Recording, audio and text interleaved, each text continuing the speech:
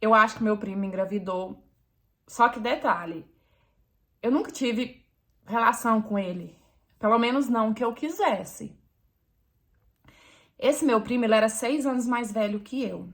E das erradas, sabe? Mexia com tudo de errado que vocês podem pensar. Roubo, é, já tirou a vida de pessoas, enfim, muito custoso, aquele que abalava a família inteira. Minha avó sofria demais, os meus tios sofriam demais. E aí, quando eu tinha 13 anos, ele já com seus 19, porque ele era 6 anos mais velho que eu, ele falou pra mim assim que ele gostava de mim e que se eu aceitasse ficar com ele, ele ia mudar de vida. Ele ia sair daquele mundo que ele tava, ia voltar a estudar, ia trabalhar. E eu acho que eu me senti meio que pressionada, sabe? Eu tinha 13 anos e, tipo, sei lá, me passou pela cabeça que eu podia mudar a vida da minha família. Então eu acabei dando uns beijos nele. Só que foi só essa vez. Porque eu me senti muito mal. Gente, meus primos, pra mim, sempre foi como irmão, sabe? Eu novinha demais também. E eu não sei, eu me senti muito mal e eu falei pra ele que eu não queria. Só que a partir daí, ele não me dava sossego. Quando eu comecei a ficar interessada por namorar, por meninos da minha escola, ele não aceitava, ele em cima, ele fazia aquele inferno. E aí, nisso, ele contou pra minha prima, irmã dele, que ele gostava de mim e que se eu aceitasse ficar com ele, ele ia mudar de vida. Inclusive, ele escreveu uma carta a lápis e entregou pra essa prima minha me entregar. E eu falei pra ela que eu não podia, né? Que tipo, cara, eu não gostava dele né, não é justo comigo. E aí até essa prima ficava em cima de mim, que eu tinha que aceitar, pelo menos até ele mudar de vida, sabe? E uma pressão psicológica do caramba.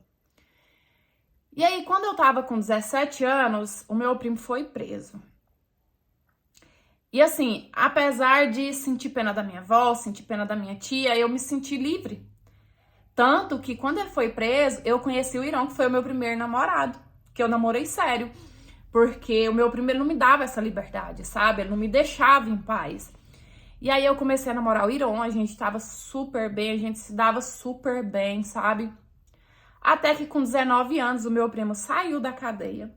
E quando ele soube que eu tava namorando, já era de se esperar, né?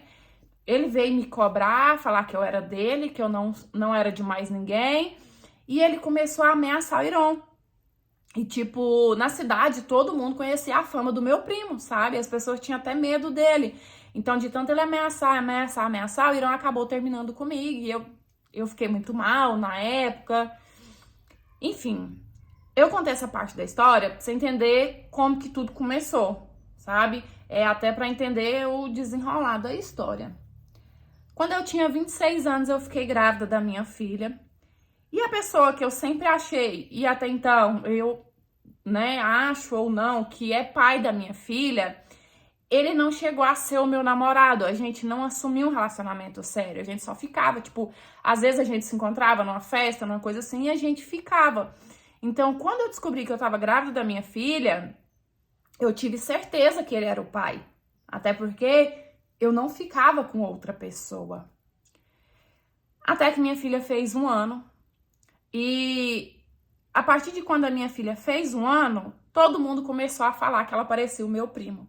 Porque assim, gente, a nossa família, todo mundo sabia que ele era louco por mim. Até porque ele falava isso pra todo mundo, que a gente namorava, que a gente ia casar. Então, eu acho que as pessoas da minha família começaram a acreditar que eu tinha alguma coisa com ele, sabe? Porque todo mundo falava que ela era a cara dele, ficava me pressionando se eu não tinha nada com ele. E eu falando que não. E a minha tia falava assim, nossa, quando o fulano, no caso, meu primo era pequeno, era mesmo que ver ela, né? Os dois é igualzinho, até o jeito do pé. E eu comecei a colocar isso na minha cabeça por causa de uma coisa que aconteceu lá atrás.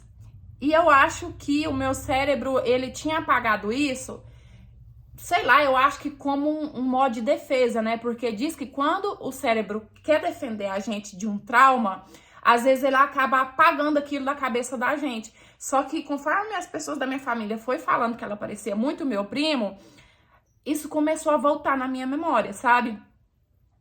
Teve uma vez que teve uma festa na casa da minha avó e todo mundo bebeu demais. Eu bebi muito, passei mal. E alguém me colocou na cama da minha avó para poder dormir. E eu lembro que no meio da noite eu acordei ainda muito tonta, com sede, né, para poder levantar e ir na cozinha tomar água. E eu tava sem a minha bermuda.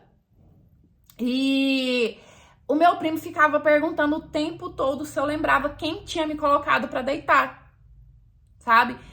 E tipo, eu não conseguia lembrar desse fato porque eu tava muito, né, embriagada. E depois eu apaguei.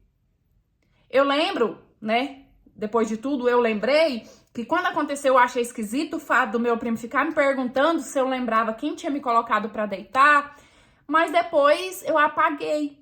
E aí, com as pessoas perguntando e falando se era filha do meu primo, isso voltou na minha cabeça e eu fiquei, cara, será? Será que ele teria coragem de fazer isso comigo? E eu até questionei ele. Eu até cheguei a perguntar para ele se tinha acontecido alguma coisa. Só que ele sempre jurou de pé junto e eu também nunca fiz questão, eu nunca quis falar assim, não, vamos fazer um exame por medo, sabe? Por medo de ter certeza que ele tinha feito aquilo comigo e também por medo de repente, saber que a minha filha era filha dele. Porque eu não queria que a minha filha fosse filha dele. Quando ela tinha 4 aninhos, hoje ela tá com 9, o meu primo foi assassinado. E essa história acabou aí, porque eu nunca tive coragem de falar pra ninguém da família, nem meu marido sabe, hoje tem 5 anos que eu sou casada. E eu nunca quis tocar nesse assunto com ninguém, porque eu sei que se isso chegasse no ouvido da minha tia, ela ia querer exigir um exame, porque ela ia querer, né, que a minha filha fosse como neta dela, até por memória do filho dela que ela perdeu. Então, eu deixei desse jeito, sabe? Eu tenho uma dúvida e parece que quanto mais o tempo passa, quanto mais é um ano após o outro, assim, que eu olho pra minha filha, ela se parece mais com o meu primo e me dá uma coisa ruim, sabe? Me dá um aperto no peito por saber quem ele foi, por saber o que talvez ele fez comigo contra a minha vontade. Mas isso é uma coisa, é uma angústia que eu vou levar pra mim. Eu não quero transferir isso para minha filha. Eu não quero que futuramente a minha filha saiba que ela foi fruto de um ato e ainda cometido por um primo meu que, né, que era o bandido que era.